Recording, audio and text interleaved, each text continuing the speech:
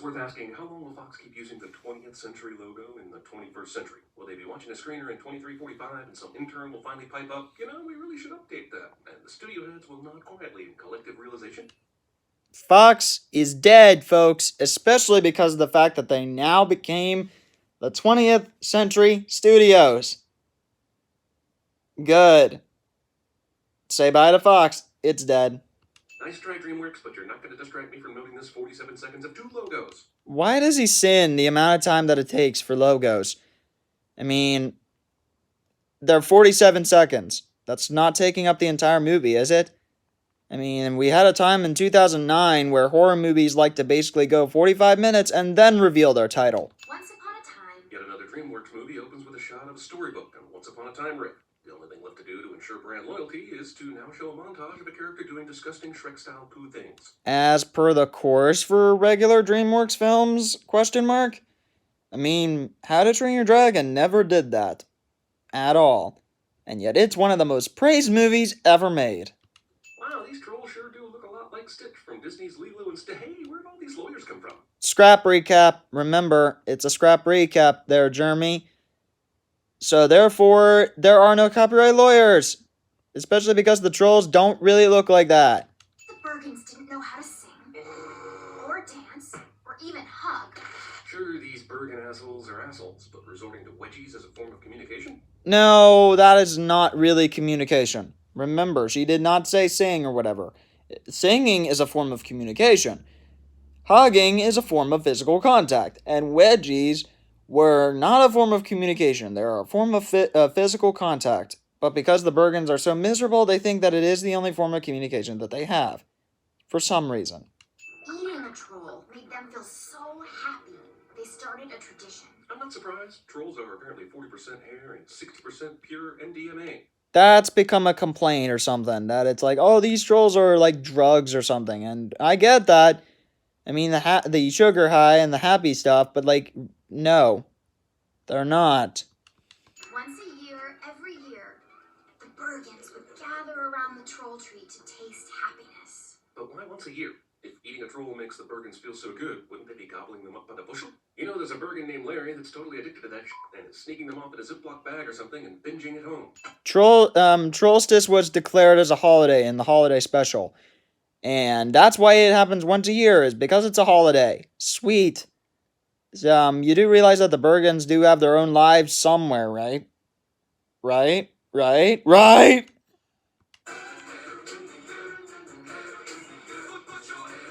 In the Hall, the Mountain King gets a hip-hop update, and Edvard Grieg is popping and locking in his grave. Why not? Seriously, the Bergens eat trolls and but they also have a donut shop? Doesn't that make them happy too? How can you sadly eat a fucking donut? I mean, people can be horribly depressed all they want and still eat stuff. I mean, food doesn't really, make you happy at all. Or at least, it can only temporarily. Their lighter fluid looks more like Nickelodeon slime than lighter fluid. Wait, maybe that is Nickelodeon slime, and we just didn't know how flammable it was. That really changes the tone of Double Dare. No, Nickelodeon slime is more lighter. Versus this, that's more of a lawn green. Or a lime green. There's a difference. I mean, yeah. But that would be cool if Nickelodeon slime was flammable. That'd be fun. I'd start playing with it more if that were the case. Fire in the hole! This is a very special trollstice. How do they feed the whole town with 2 tiny grills and the tiny trolls? They don't really use the grills because of the fact that, they're just using the grills as dramatic tension. Or to basically have them make an entrance. And based on CinemaWins' video, Chef isn't even really a chef. Or at the very least, Chef is very awful at being a chef because of the fact that they eat the trolls raw and they don't use them as food for any kind of like dessert or dinner or whatever. Doesn't the happiness dissipate when they're divided up into parts? Not really. I mean, a troll is a troll. They'll think that it's happy regardless of if they're cut up or not. Also, sure, we're about to see some of the trolls escape here, but the Bergens have been doing this for years. We should probably pour one up for all those poor bastards who weren't around for Anna Kendrick to team up with Justin Timberlake and save the world with music. The plot of World Tour, everybody! As there is one amongst us who has never tasted a troll. She's talking about me. Wait, Prince Gristle is less than a year old, and he can ride trikes, walk, and talk? With that kind of growth rate, the older Bergen should be in wheelchairs by the time they're 25. It was never confirmed that Gristle was less than a year old at that point. And, yeah, if that were the case, that'd be insane. I wonder. Hey, Walt Dorn, could you be able to answer that question? It is my sacred duty to initiate you in the ways of true happiness. Bergen or not, this should be filed under the creepy things that should never be said to a child. Fair enough. Please make me happy, Princess Poppy. What the hell are the grills for, then? Entrance! Entrance! I think I hear something. If the trolls are making their escape right at the time of the trollstice, you'd think they'd be a little quieter about it. They were. It just took them a while to actually, you know... It just took them a while to actually, you know... Get on the roll, the Bergens at least, with searching for them. It took them a long time to get right back on the roll. Another thing is that the trolls are extremely small and Bergens are big. Bergens probably have like enhanced hearing that we don't know about. 5 minutes in and we already have our second underwear sight gag. DreamWorks, you do you. Oh well, I mean, DreamWorks, I mean, that's one of the main things I don't like with trolls specifically, and this is one of my only grudges, the few grudges, is the fact that they like to do a bunch of these types of jokes, and it's really, really, really annoying. Also, if they're digging, they would have picked up the axe and swung again, but Chef apparently thought this was good enough and called it a day. The Bergens probably thought that they were long gone and probably far out of the city. If it were this easy to escape the troll tree, why didn't they do it long before now? They wanted to be careful with timing and everything, because if they left earlier and a Bergen caught them trying to escape, then that's probably what they would have done, and everything like that. And plus, while the Bergens were distracted with Trollstice, they could be able to get out of there ASAP. She is hereby banished from Bergen Town forever! I know King Gristle is looking for a scapegoat, but why is Chef the one that's banished? I mean, she just cooks the trolls, right? She doesn't cook the trolls, because remember, they eat the trolls raw. She can't be the only one in town checking in with them on the regular. You will never, ever, ever, ever be happy. Never? Ever. But there's a portrait right behind them of the king and prince cheesing. Since the prince hadn't had troll before, either this painting was done today, which is symbolic, or they were previously happy. Actually, there's a special thing that actually can happen in photos like these. It's called fake smiling. That happens. Trust me, there are a lot of people who will fake smile. Yeah, that definitely looks like a fake smile. This is where we will rebuild our civilization. Unless we've just had a massive time jump, they couldn't be more than a day's walk from Bergen Town. But the Bergens actually don't know that they're, less than a day's walk. They'll think that they're as far away from the city as possible. Given their tiny legs and the fact that many of them were slow during the escape, I would think this new spot is about a half mile from certain Bergen depth. But you cut away before we could actually see the distance. They could actually be, they could actually be like 20, 25, 30 steps away, maybe. They could actually be like maybe 10 miles away from the exact last spot. It has everything we need. Fresh air, clean water, and sweet acoustics. Huh. I half expected to hear Smash Mouth's All-Star. That would have been insanely awesome and dated. But seriously, that would have been awesome. I would have loved if that happened. That would have been cool. But that would have also gone back to copyright stuff. Also, a Trolls movie in 2016. Wait a straight while the iron is hot. Also, 7 minutes and 32 seconds into the movie is when we get the title of the movie. That's like 8% of the movie already. Why does that matter? Nobody cares. And now every troll is free to be happy and live in perfect harmony. Harmony. Why do princesses always get stuck watching the Village Kids? They didn't have anyone else who could read from the sacred book of exposition? Probably not. And in a deleted scene, King Peppy is one of those sitting in the thing listening to Poppy read her story. What the hell are these little things? They're called Wolverbugs, as you'll find out in the series if you watch it. Not trolls, and they weren't in the rescue party from 20 years ago. So the troll race must have enslaved, trained, and domesticated an entirely new species for transportation and acoustic drumming, which is pretty goddamn gruesome. You do realize they were smiling earlier, right? Okay, I can buy that the trolls have functional photography in this universe, but why does Biggie have a suggestive boudoir picture of his minion in a bikini? While I do agree that is most certainly, disturbing, it's basically supposed to show what kind of relationship Biggie has with Mr. Dinkles, and how attached Biggie is to Mr. Dinkles. Something's missing. Phew, we were almost at the 10-minute mark, and I was worried we weren't going to get any scatological humor in this fucking thing. I absolutely hate those jokes, and that is one of my least favorite things about this first movie.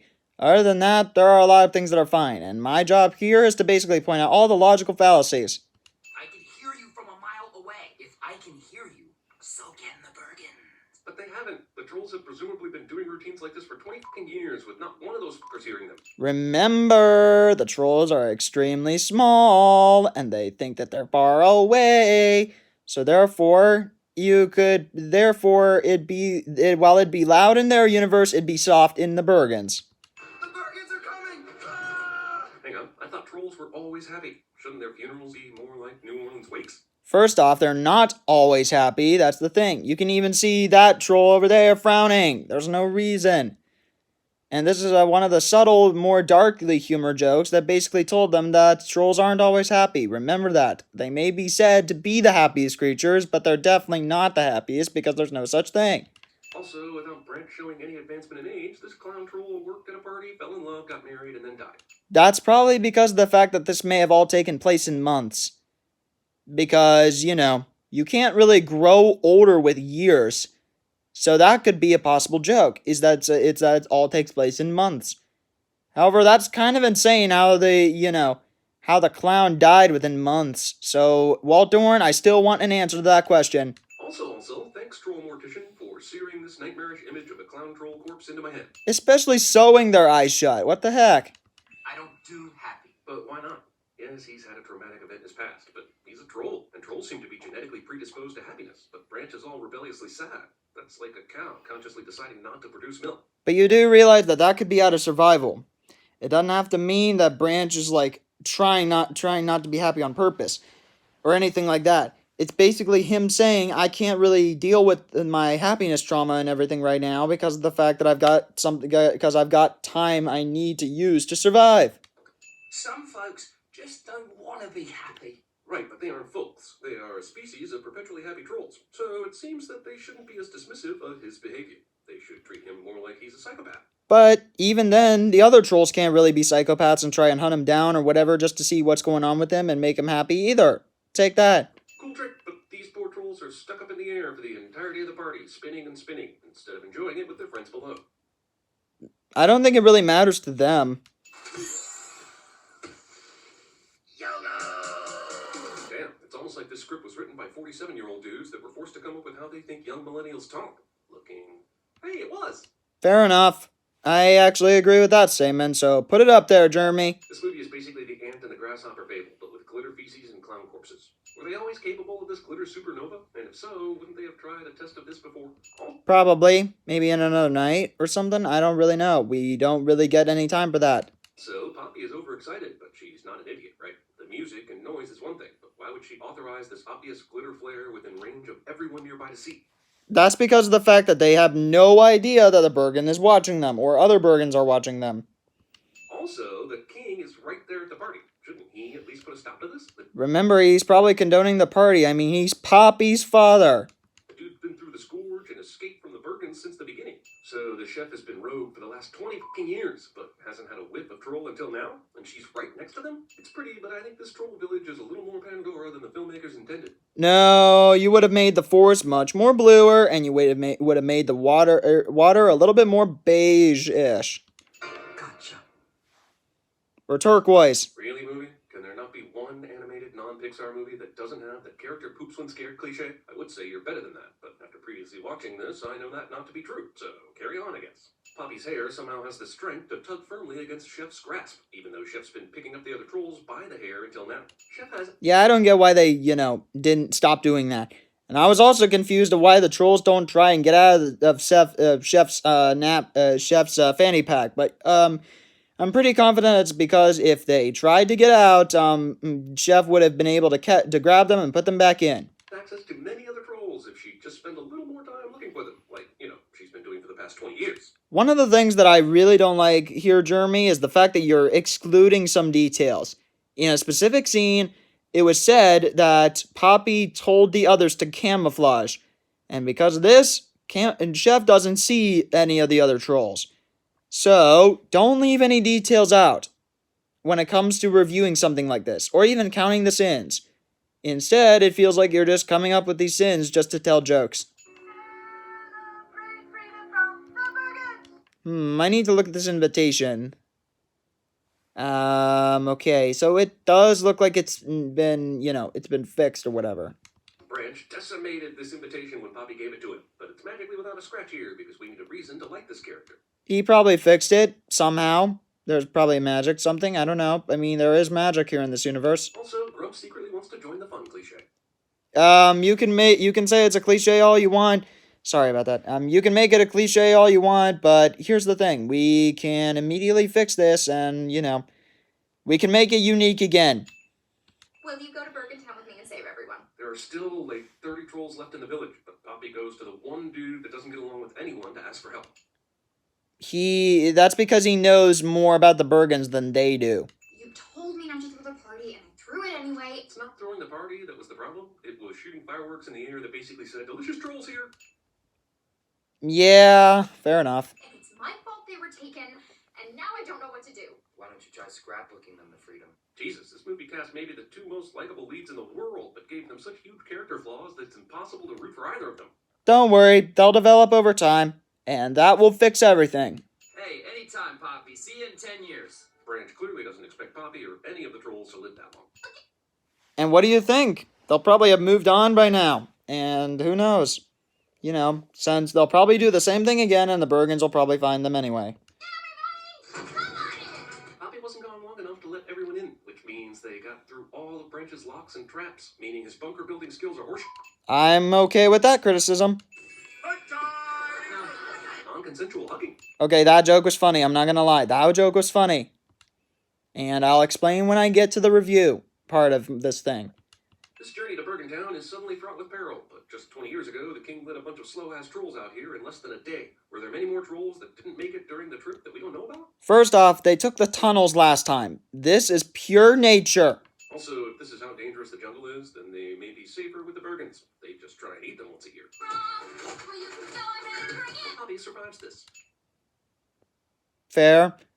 Also, I know most kids at this age won't be asking those questions yet, but this is not the best way to be teaching them about reproduction. This is the best way to teach them about bird reproduction or something. I don't know. What do you want me to say? Poppy's walk to Bergentown takes her through an acid rainstorm, a desert, and a fucking blizzard within the span of one day. Those are all visual gags. Returning in part 2.